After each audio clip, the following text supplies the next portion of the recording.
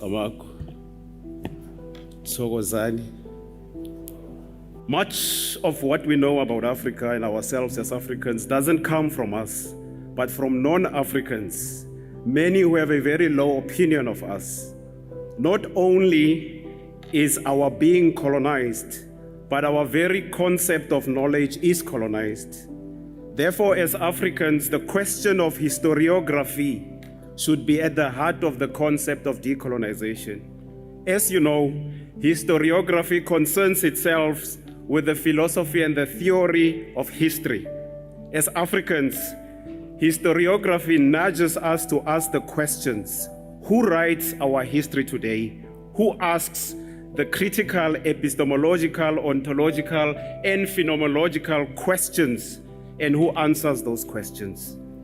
In our understanding of self and the world today, is our understanding a colonized or a decolonized one?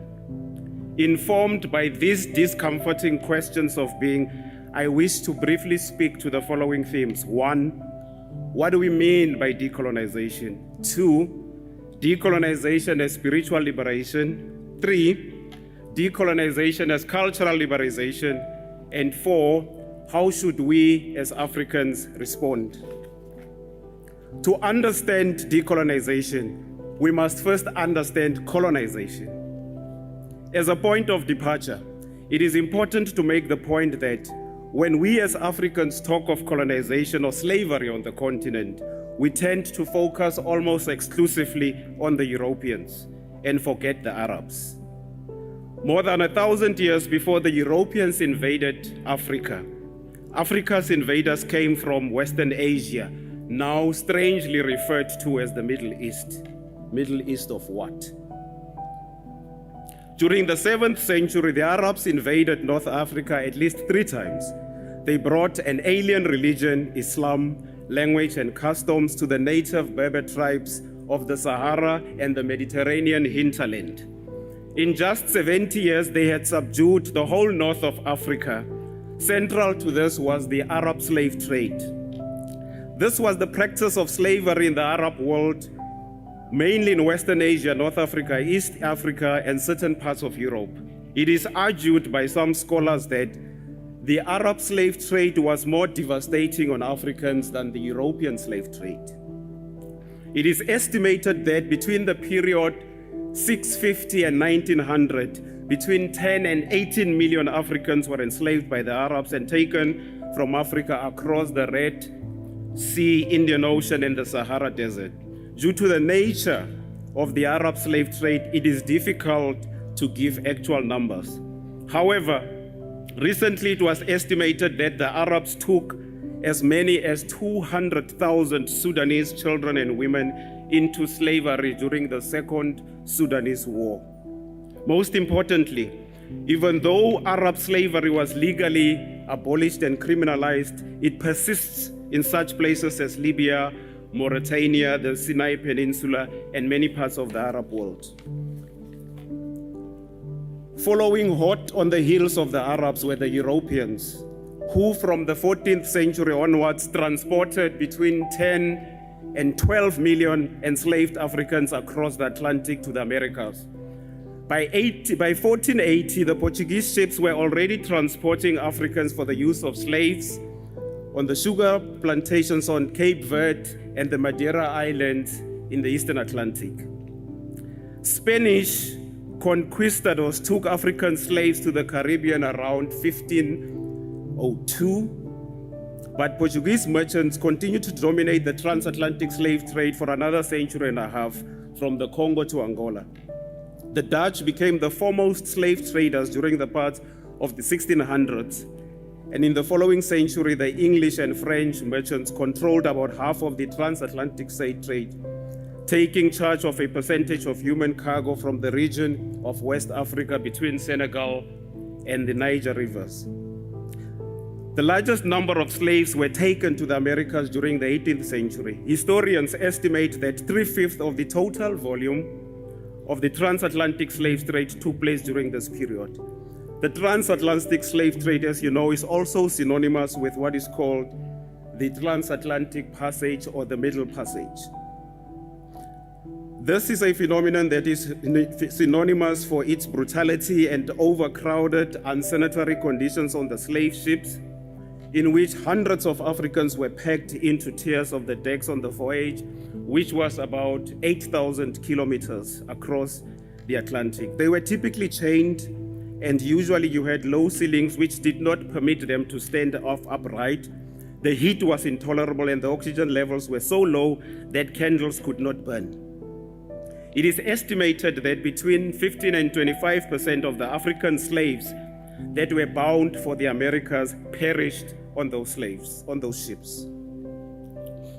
The Europeans used to have a sport where they fed our ancestors to the sharks for fun as those ships were traveling. It's something that they played as a sport. A large percentage of the people taken captive were women in the childbearing age and young women who had been in a position to start their families. To better coordinate the invasion of Africa, the Europeans, through the French and the Germans, convened a series of gatherings which culminated in the repugnant act of the Berlin Conference of West Africa, signed on the 26th of February in 1885. I'm sure many of you have heard of the notorious Berlin Conference. There is an act that was signed at that conference. I was distributing it this week. I would be pleased if we can share this with the youth of African Hidden Voices so that they know what our invaders plotted and planned and understand why we are in this mess we are in today. It is very important. This conference was attended by representatives of the United Kingdom, France, Germany, Austria, Belgium, Denmark, Spain, the United Snakes of America, Italy, the Netherlands, Portugal, Russia, Sweden, Norway, Turkey. Africa's political and economic problems of the last 130 years have their genesis in this conference of thieves, looters, murderers, and rapists. Informed by their encounters with the Arabs, our ancestors got to learn that colonization was an inherently violent project, and this is why they responded in the most logical way through a series of legitimate revolutionary wars. For this reason, it is extremely important for the Africans of today to know and celebrate those of our warrior ancestors who fought gallantly against our Arab and European invaders. I talk here about the African slaves who led the Zanj rebellion in what is called modern-day Iraq. I talk here about Emperor Menelik II of Ethiopia, warrior Queen Yaa Santawe of Ghana, Queen Mbande Nzinga of Angola, Didan Kimati of Kenya, Samuel Maharere of Namibia, Mbuya Nehanda of Zimbabwe, and Sukuru Kuvuvi, also of Zimbabwe. Here, in the southernmost tip of Mutapa, I talk of Inkosi Pambata Kamancinza Zondi, the Strand Luapers, the Goringwa and the Gogosa and Doman. The area we are in today was an area that was, the people who were in charge were people like Gogosa and Doman, and they were dispossessed from this area. David Stearman, Khosi Sikukuni, Khosi Mpulekeng Jainki, and of course, my direct ancestor, Uma Vubangana Gandlela Ntuli, who was one of the commanders who trounced the British in the Battle of Isandlwana in 1879. For all this, it becomes clear that the project or concept of decolonization is much older than the classical works of people like Frantz Fanon, Chinwezi Ibekwe, Kwame Nkrumah, Ngugi wa Thiong'o, all of whom wrote on the concept of decolonization. Decolonization is also older than the student protests at UCT against the Statue of Rhodes. It's much more older.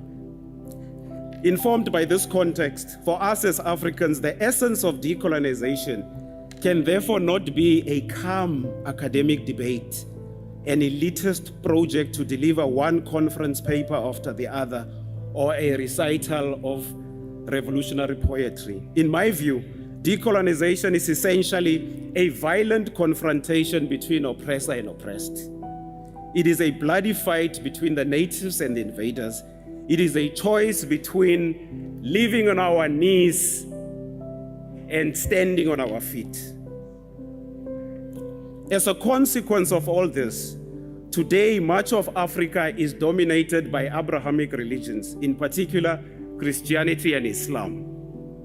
These two religions were central instruments in the project of Arab and European imperialism. Therefore, just as Christianity can't be separated from the discourse of European invasion of Africa, Islam can't be separated from the discourse of Arab invasion of Africa. It is disingenuous to have a conversation about our invasion by the Arabs or the Europeans, but you don't want to implicate Christianity in Islam. It is disingenuous. There is a huge project of intellectual denialism among some Muslim scholars, both black and white. One of them is the late, from Kenya, the late Ali Mazrui, that aimed to make sure that there is no critical examination of the project of Arab colonization of Africa. There is a book I recommend by one of our scholars, Professor Kwesi Pra, Reflections on Arab-Led Slavery of Africans. It's a very instructive piece of work on understanding the invasion of the Arabs. In order to achieve this level of dominance, the Arabs and the Europeans unleashed wave after wave of violence on the bodies of Africans. Contrary to popular perception, Africans were not converted to Islam, and Africans were converted to Islam and Christianity through violence. Africans must realize that when the Arabs and the Europeans invented Islam and Christianity, they did not have us in mind. We don't know what their agenda was when they created Christianity and Islam, but we go and join and adopt it.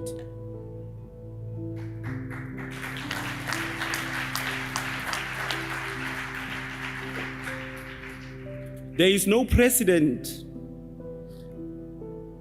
in human history where a nation or group was ever able to secure its development or freedom by adopting the worldviews of the very groups that enslaved or oppressed them.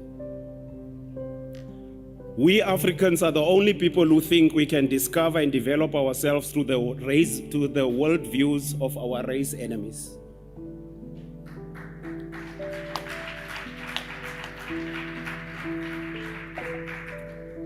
Africans must wake up and realize that unless we embrace or develop our own concept of the divine, we will continue to be the spiritual captives of the Arabs, the Europeans, and all other non-African groups.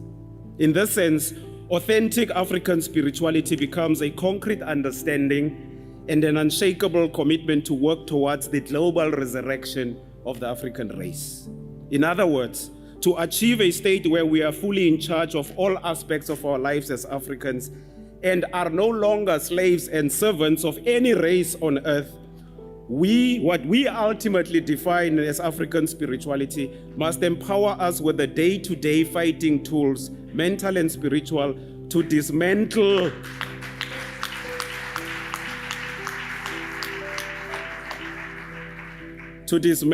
our debilitating stage of spiritual castration.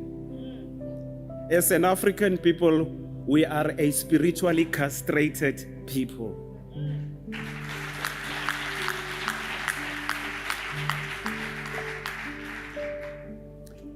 I represent those Africans who are sick and tired of surrendering their time, money, resources, children, and most disturbingly, their precious souls to the gods and religions of our invaders that have done absolutely nothing for us as an African race except to tighten the rugged chains around our souls.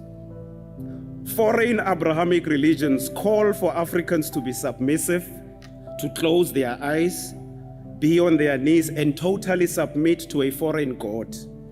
I call for Africans to be rebellious, to open their eyes, to stand on their 2 feet, and submit to nothing else but the irrepressible voices of our ancestors.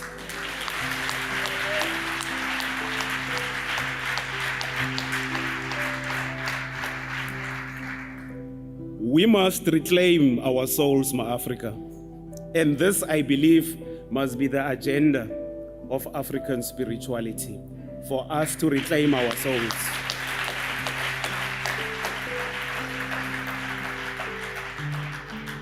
All groups that dominate African people, especially in the areas of economics and religion, have a distinct skin color.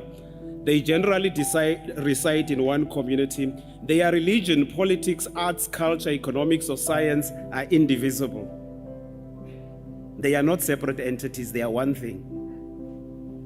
Unlike us, your science comes from another cultural group, your art, your religion, the names of your children, culturally confused we are. These groups that dominate Africans don't ordinarily join the institutions of Africans. One of our biggest problems, because we are a spiritually castrated people, we like to join the things of other people. And we take pride in joining the things of other people because we are culturally and spiritually confused and castrated. So we don't know what we are doing. Although we think we know, we don't. We are confused. They do this with one aim: to dominate or take over. So when these other groups, non-African groups, join our institutions, they don't join to come and assist. They join for two purposes: to dominate or to take over. And you see with our political parties, the majority of the black people in our political parties are black people, but the direction of those political parties is determined by the minorities. And many of them will fight with you on behalf of these foreigners in their political parties, like we are seeing now if you watch the news. Central to the logic of their existence is something that is called a historical consciousness, which actually is race consciousness. In a nutshell, the groups that dominate Africans have a war mindset. For them, every sphere of people activity is a battle. As I understand it, therefore, the call for cultural decolonization is a matter of race security. What do I mean? To be able to dominate us culturally, our invaders, such as the Arabs and the Europeans, had to erase our culture and impose their culture. This is why today we are proud to speak their languages. We are proud graduates of their education. We support their businesses and are more than willing to surrender our souls and those of our children to their gods. Therefore, they have us completely captured in cultural terms. We Africans are a culturally infiltrated and captured people. My last point: how should we as Africans respond? Consistent with the principles of Afrocentric epistemology and inspired by the spirit of our warrior ancestors, I propose the following responses. We must continue to tell our children and the youth of Africa that Africa is the genesis of the human race, and that we produced unparalleled civilizations and knowledge systems, many of which were stolen by so-called Greek philosophers such as Thales, Aristocrates, Plato, Socrates, Hippocrates, Zeno, and Pythagoras. Many of the students you saw here were probably also misled by these so-called universities that the Greeks are the people who invented knowledge and philosophy. But when they encounter African hidden voices tells them that is a white lie.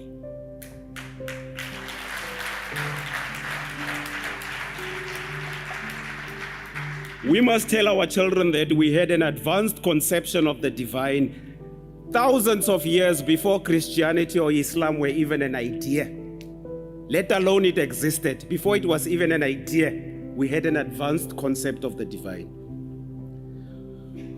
When we say, like many of you who are former or current Christians, when you say Amen, Amen, you are referring to one of our ancient deities, Amun or Amen-Ra. That's who you are calling. You are calling us. You are not calling the Christians. You are calling our ancient deity, Amun or Amen-Ra. We must tell our children that the Christian cross and the 10 Commandments are plagiarized versions of the Ankh and the 42 laws of Ma'at.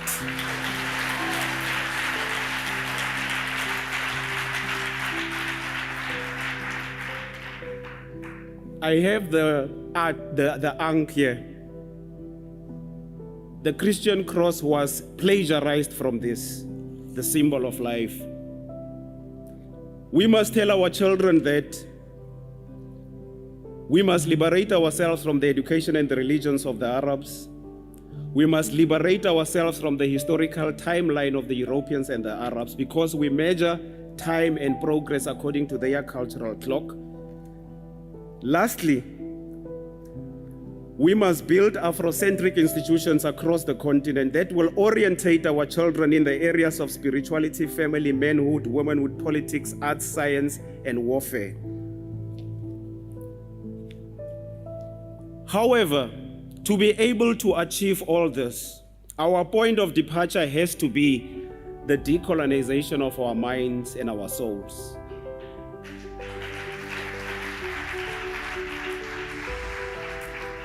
A colonized mind cannot decolonize anything, because a colonized mind is essentially a captured mind, the mind of a slave, a glorified zombie. Vuga Afrika.